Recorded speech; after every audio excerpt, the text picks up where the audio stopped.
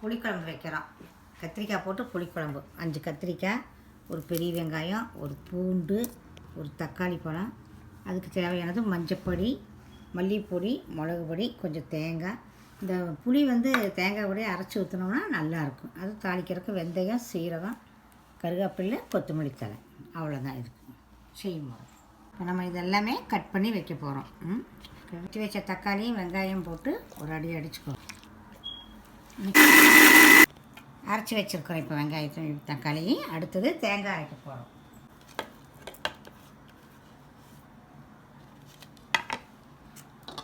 அப்புறம் ஃபஸ்ட்டு தண்ணி கலக்கிக்கணும். அப்போ தான் அரைப்படும் நல்லா.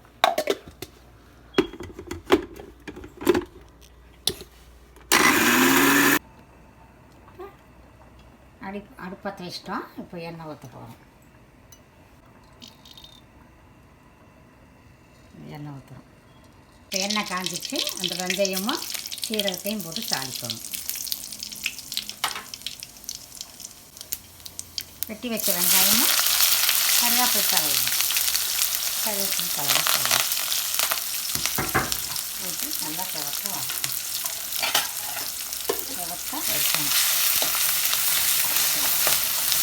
நல்லா செவக்க வறுத்து கத்திரிக்காய் போட்டு 4 கத்திரிக்காயை போடணும். அந்த எண்ணெய்க்குள்ளே கத்திரிக்காய் போட்டு நல்லா திருப்பி விடணும். நல்லா கலக்கி விடணும். எண்ணெயும் கத்திரிக்காய் வெங்காயம் நல்லா போடலாம். பொடி, மல்லிப்பொடி, மஞ்சப்பொடி இதெல்லாம் போட்டு கலக்கணும்.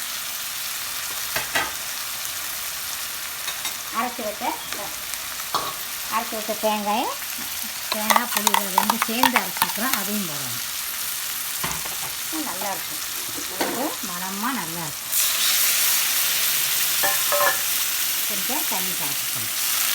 தேவையான உப்பு சேர்த்துக்கணும். தேவையான உப்பு.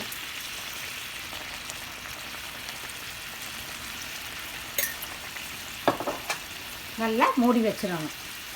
திருப்பி குழம்பு ரெடி.